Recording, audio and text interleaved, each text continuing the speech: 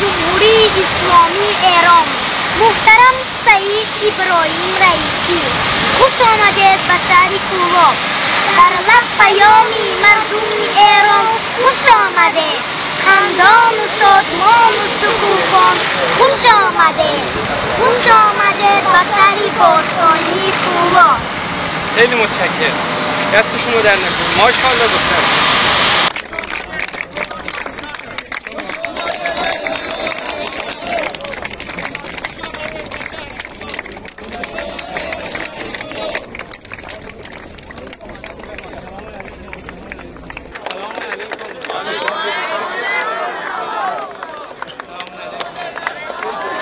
سلام علیکم.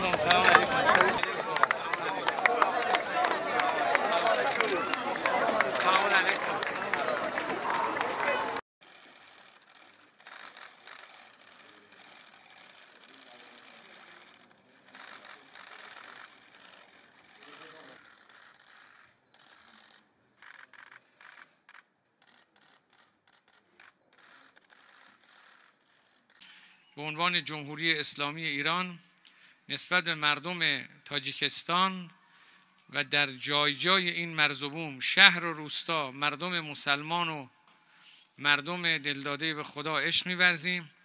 ارتباط ما بسیار ارتباط نزدیکی است. با کشورهای دیگه ارتباط سیاسی داریم. با تاجیکستان و با شما مردم ارتباط بسیار عمیق قلبی و فرهنگی داریم.